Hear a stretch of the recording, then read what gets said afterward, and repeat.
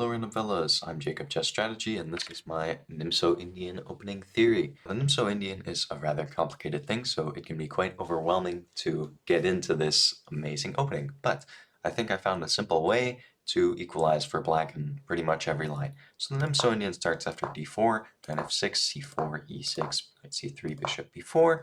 This is the Nimzo-Indian defense named after Aaron Nimzovich. Also, don't pay attention to the fact that my pieces are red and white's pieces are light blue. That's just a weird decoration I have on chess.com.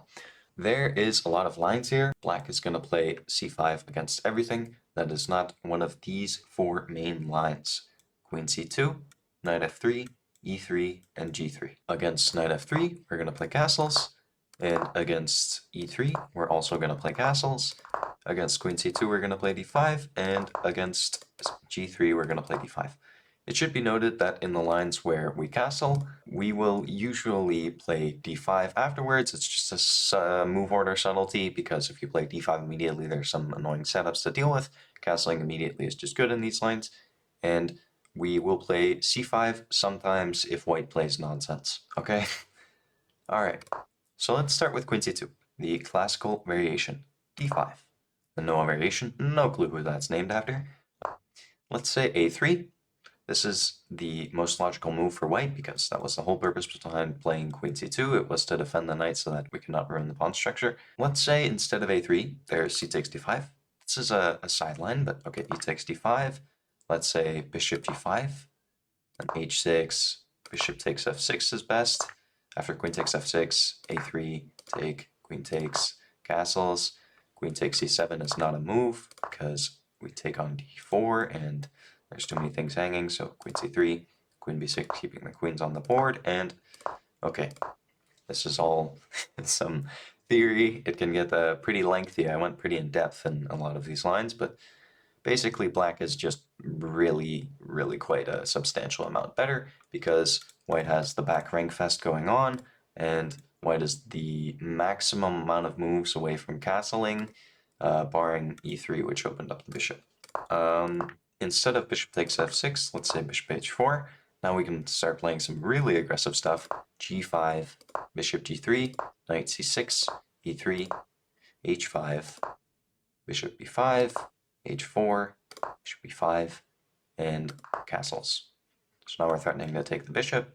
So like maybe bishop takes f6, queen takes f6, and this is probably objectively a completely fine position for black. Sure, maybe you can argue that this pawn's weak, but I mean, the worst case scenario, you can always take the knight and white doesn't have the bishop pair anymore. It's just going to be, actually, we have the bishop pair. Black has the bishop pair. I didn't even notice that in the lines.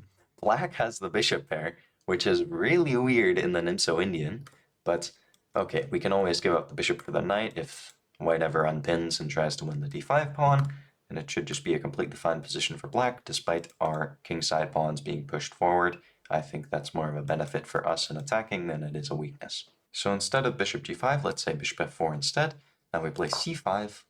Let's say d takes c5, knight c6, and knight f3 for white. Queen a5, putting even more pressure. So e3 for white, let's say, opening up the bishop, trying to develop. Bishop f5. Sacrificing a bishop, but it's not really a true sacrifice, because if white ever takes, we can take on c3 with check, takes back, queen takes, your rook is hanging in the corner, and that's quite the large problem. So instead of that, something like bishop d3 is better. And okay, we can take on c3 anyways, pawn takes, otherwise, queen takes, we're going to take it and win a bishop at the end of the line. So pawn takes is forced, we take the bishop, queen takes back, queen takes e5, and okay. We have now found ourselves in a somewhat equal position. Sure, the d5 pawn is weak, but the c3 pawn is also weak, right? You can bring a rook to c8, move the knight somewhere. That's the plan. And yeah, it's just a relatively equal position for black, I would say. So that covers c takes d5. e3 is another sideline, but I think after c5, this position is very good for black, because we're just blasting through the center. D takes c5, bishop takes c5, knight f3, castles, c takes d5, e takes d5. And we are going for the isolated pawn, point being that Queen c2 is actually not a beneficial move for white at all. If you know some of the theory in the isolated pawn structures, usually the queen on d8 or d1 is quite well placed, because when the queen starts moving, it will start getting hit with tempo moves. For example, bringing a rook to c8 will be much more of a problem in the future than white bringing a rook to d1 for us. And also, okay, maybe g6, bishop f5, but like this is kind of unnecessary, putting all your pawns on light squares when the dark squared bishop is still on the board, though it is a bit passive. Other than that, there's bishop g5 immediately, but after d takes c4, knight f3 needs to be played because your d4 pawn's hanging, or e3 for that matter. b5, a4, c6, g3, and now this is kind of turning into a worse version of the Catalan, where we've included bishop b7 and we're just hanging onto the pawn. And after this final move, bishop e7, now that our bishop is not pinning anything, we want to bring it back and unpin ourselves. This should be an equal yet comfortable position for black, right? Because we're somewhat developing all of our pieces and we're just an extra pawn up. Alright, so into our main line, a3. So bishop takes c3, queen takes c3. If b takes c3, this is obviously bad for white, because there's like castles, knight f3, c5, and this is just a pawn structure weakness. I don't know how this could be a benefit for white. Alright, so queen takes e3, castles. The reason why we don't play b6 immediately, which is going to be our setup plan, is because there's some c takes d5, knight e4, queen c2, take back on d5, and then bishop f4. And now this gets into like a very forcing line with c5, but I feel like supposedly white is slightly better from the computer, so I think that instead we're going to go with the move order subtlety of castling here. And now after knight f3, we can play b6, and the difference is, let's say that white goes for the same thing, right? Knight e4, queen c2, takes d5, bishop f4, c5. Now this is much better for black because there's some move order subtleties with white not being able to play f3, and okay, now there's a knight on f3, etc., etc. D takes c5, b takes c5, knight d2 is the best move, and knight takes d2, queen takes c2, knight c6. Okay, this is just a equal or better endgame for black, because black has incredible central control, and these hanging pawns are not necessarily weak, not yet at least, and even if white forces one of them to move forward, I don't think that the d4 square is such a large weakness, nor the d5 backwards pawn. So let's say bishop f4, just instead of taking on d5, just bishop f4 immediately. Now we have bishop a6, e3, knight bd7, c takes d5, bishop takes f1, right? You see that? Rook takes f1, for example, or king takes f1. It doesn't matter that much. Knight takes d5, forking the queen and the bishop. That's why the bishop had to move, attacking our queen. And okay, you can just take on g5. Knight takes, take on c3, take back, and this is a completely fine endgame for black.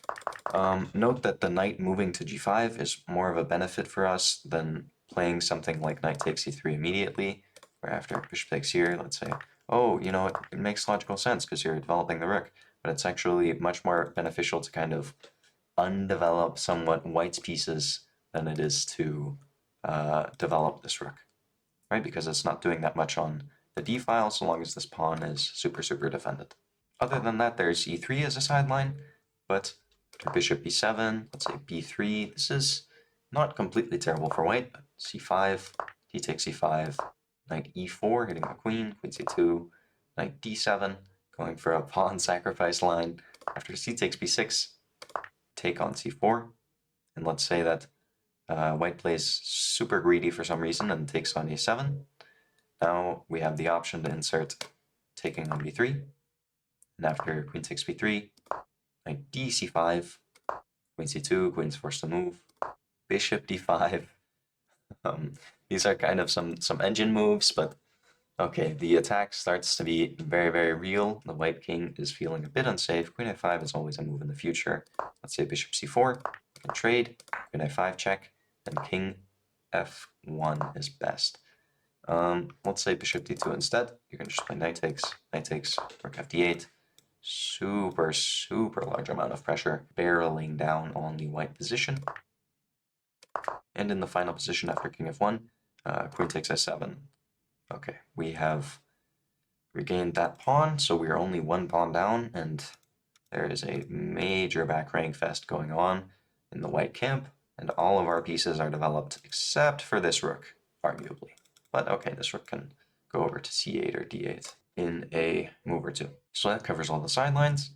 So bishop d5 is our main line, after which knight bd7 is a very important move. e3.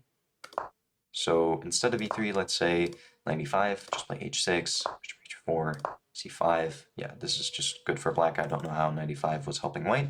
If c takes d5, then e takes d5, e3, c5. Again, this is just completely fine for black, I feel. Let's say g3 instead of e3, maybe rook e8, queen c6, hitting this rook in the corner, bishop a6. And again, this is also completely fine for black, though a lot of these positions are a bit complicated, so you have to figure some of it out on your own. Alright, so after e3, we play c5, d takes c5, b takes c5. Let's say they take on d5 instead. We'll take back, bishop d3, we go h6, and this is also a fine position for black, right? Bishop takes f6 is a move, I'm assuming. Knight takes kind of drops a pawn there, so probably queen takes. And this is a fine position for black. And if bishop h4, this is also fine for black. So instead of bishop d3, let's say knight d2, and there's h6, bishop h4, a5, grabbing space over on the queen side. And okay, these positions start to get very positional. Bishop e2, bishop a6, trade the bishops off, castles, a4. It starts to get a bit complicated, but the position is objectively equal for black yet again. D takes c5, b takes c5. So d takes c5, b takes c5, bishop d3. Let's say c takes d5 instead. Now, there's a ton of move orders here. E takes d5, bishop takes f6, queen takes f6, queen takes, knight takes, and we get into the endgame. But after b4, you can play c4 and get the passed pawn. And if white doesn't play b4 immediately, then you have good control over the center. I wouldn't say that these pawns are so weak. They can always be defended somewhat, right? Or you can push them forward. And it's just a good position for black. Let's say instead of bishop takes f6, bishop e2, then queen b6, castles, knight e4, queen c2, knight takes g5.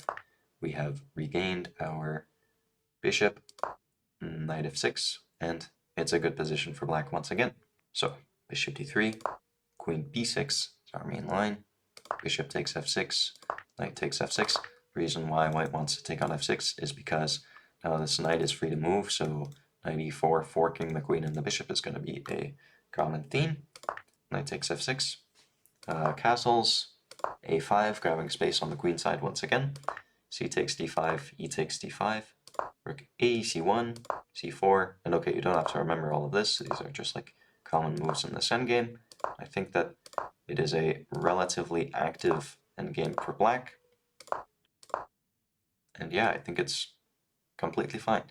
Even though the d5 pawn is a bit of a backwards pawn, I wouldn't say it's weak, right? It's always defended by this knight. We have a good outpost for our knight if we ever want to play that move. We have the activity on the b file. And okay, you can say that white has maybe a bit of a better pawn structure, but white is somewhat passive, right? This knight on d4 is like the only active piece. Other than that, all of these pieces can't really claim to be doing that much. So that covers queen c2. Make sure to like, subscribe, leave a comment down below, and I'll see you in the next one. Bye. Subscribe to the Chess Horse Mafia.